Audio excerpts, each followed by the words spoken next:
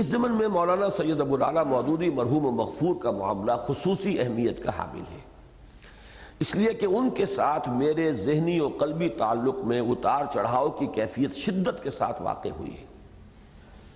چنانچہ اس کا آغاز شدید ذہنی و فکری مرغوبیت اور گہری قلبی محبت و عقیدت کے ساتھ ہوا، جس میں ذاتی احسان مندی کا عنصر بھی شدت کے ساتھ موجود تھا، لیکن پھر جب اختلاف پیدا ہوا تو وہ بھی اتنا ہی شدید تھا، اس کے نتیجے میں طویل عرصے تک مایوسی ہی نہیں، شدید بیزاری کی کیفیت قلب و ذہن پر طاری رہی۔ لیکن آخر کار اس پر افسوس، ہمدردی اور حسرت کا رنگ غالب آ گیا، اور قلب کی گہرائیوں میں کم از کم احسان مندی کے احساسات بتمام و کمال عود کرائے۔ یہ میں نے یہاں پر 3 ادوار میں تقسیم کیا ہے کہ مولانا کے ساتھ میرا ذہنی اور قلبی جو رشتہ رہا ہے اس میں یہ اتار چڑھاؤ ہوا ہے۔ مجھے یاد پڑتا ہے کہ میں نے بعد کی کسی تحریر میں اس کو مزید منقسم کیا ہے، 5 ادوار قرار دیے اس کے۔ اب وہ پوری طرح مجھے اس وقت مستحضر نہیں ہے، لیکن یہ کہ ایک تو ابتدائی ایک نوجوان کی حیثیت سے جب کوئی میٹرک ہی میں پڑھ رہا تھا، ابھی مولانا سے ملاقات بھی ہوئی ہے اور مولانا کے چھوٹے چھوٹے کتابچے میں نے اس وقت خوب پڑھے تھے، تو وہ تو ظاہر بات ہے کہ مرغوبیت اور عقیدت، یہ 2 چیزیں کہنا چاہیے کہ یہ 2 چیزیں شامل ہوگی، اس میں ابھی تیسری کسی چیز کا اضافہ ہی نہیں ہوگا۔ تو مرغوبیت ذہنی اور عقیدت۔ اس کے بعد کا جو دور ہے جو ذرا میری خود اپنی شعوری زندگی کا بھی جب آغاز ہوا ہے کالج لائف میں، تو اب یوں کہیے کہ وہ عقیدت جو ہے وہ محبت میں بدلتی ہے پھر، اور اس کے ساتھ احسان مندی کا ایک جذبہ کہ اس شخص کے ذریعے اللہ نے ہمیں دین کے ان حقائق سے روشناس کرایا، دین کا یہ جذبہ عطا کرایا۔ اور میں تو اس ضمن میں خیال تھا کہ وہ جملہ لکھ دوں اس مقدمے میں جو شاید آپ لوگ پڑھ چکے ہیں، یہ دعوت رجوع القرآن کا منظر و پس منظر، جو میرا اس کا مقدمہ میں نے حال ہی میں تحریر کیا ہے۔ تو ایک مرحلے پر خیال آیا تھا کہ میں وہ لکھ دوں، پھر میں روک لیا کہ میرے ایک کلاس فیلو تھے میڈیکل کالج میں، ہم بہت ہی قریب رہے ایک دوسرے کے، روم میٹ بھی رہے۔ وہ اس وقت تو کراچی میں جو institute of cardio vascular diseases ہے، امراض قلب کا جو مرکز ہے اور ادارہ ہے،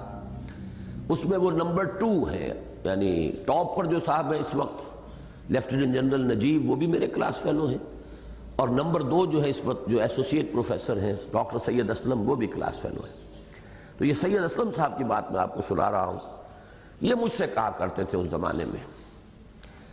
کہ اگر آپ اس جماعت اور اس کی تحریک کی طرف نہ آ گئے ہوتے تو آپ شراب اور موسیقی میں غرق ہوتے۔ یہ مزاج کا میرا ان کا مشاہدہ تھا کہ میرا مزاج اس طرح کا تھا کہ پھر یہ کہ تو اب اس سے اندازہ کیجئے کہ خود مجھے بھی احساس تھا کہ اللہ تعالیٰ نے کہاں کہاں سے بچایا ہے، کن کن راستوں پر چلنے سے اللہ نے کس کس چیز کو ذریعہ بنا دیا ہے روکنے کا۔ تو وہ احسان مندی کا ایک مسئلہ، جس کے ذریعے سے بھی ہو، جس کو بھی اللہ تعالیٰ ہدایت تو اللہ دیتا ہے لیکن ذریعہ تو بناتا ہے کسی کو۔ جیسے کہ حضور کی وہ حدیث ہے، حضرت علی سے آپ نے فرمایا لَن يَهْدِيَ اللَّهُ بِكَ رَجُلًا وَاحِدًا خَيْرٌ لَكَ مِنْ حُمُرِ النَّعَمِ، کہ اے علی اگر تمہارے ذریعے سے اللہ کسی ایک شخص کو بھی ہدایت دے دے، بڑی پیاری حدیث ہے، ہدایت دینے والا اللہ ہے، تم نہیں دے سکتے، لیکن تمہارے ذریعے سے اگر اللہ کسی کو ہدایت دے دے تو تمہارے لیے یہ سرخ اونٹوں سے بڑی دولت ہے۔ تو یہ ایک احسان مندی، تو یوں سمجھیے کہ پہلا سٹیپ تھا خالص عقیدت اور مرغوبیت، دوسرا ہے محبت اور احسان مندی۔ اس کے بعد ایک دور آیا، اختلاف ہو گیا۔ اختلاف مجھے ہو گیا تھا سن 53 کی جو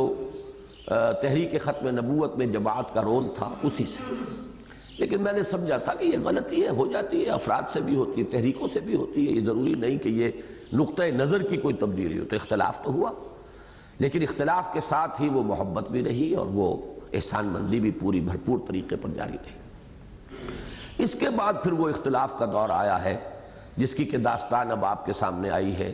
آ جائے گی۔ وہ جو میثاق کا تازہ شمارہ آ رہا ہے اس میں نقض غزل کو ہم نے یکجا شائع کر دیا ہے۔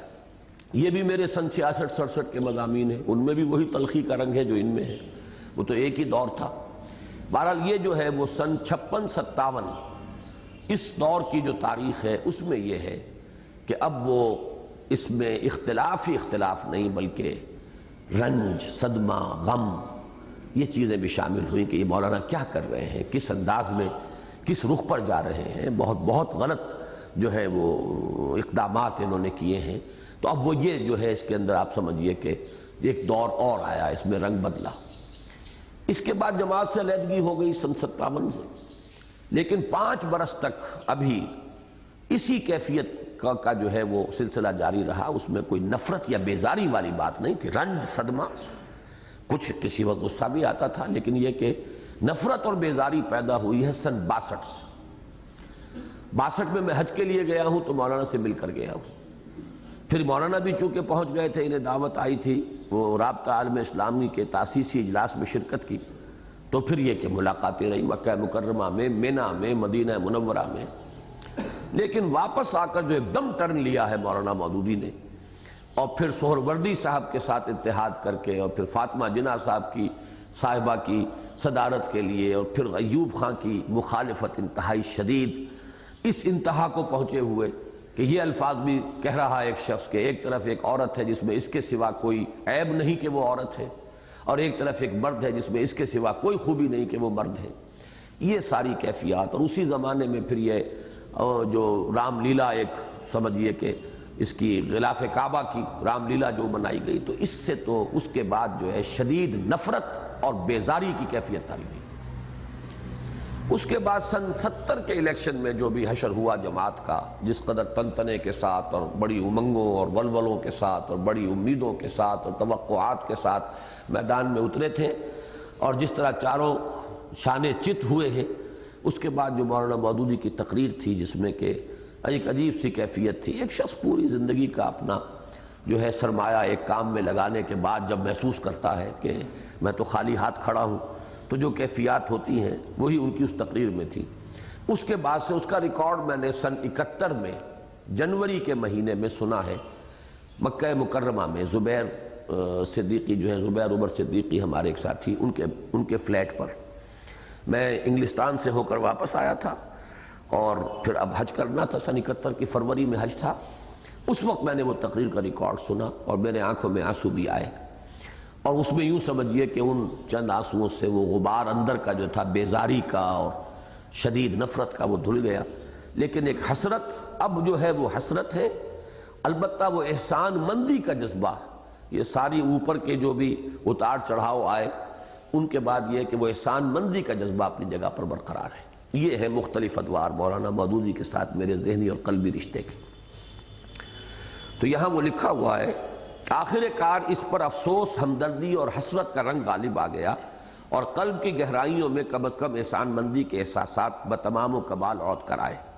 میری پیش نظر تحریریں چونکہ ان 3 ادوار میں سے درمیانی دور سے تعلق رکھتی ہیں،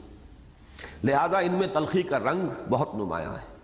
جس کے لیے میں مولانا مرحوم کے تمام محبین و معتقدین سے بھی معذرت خواہ ہوں،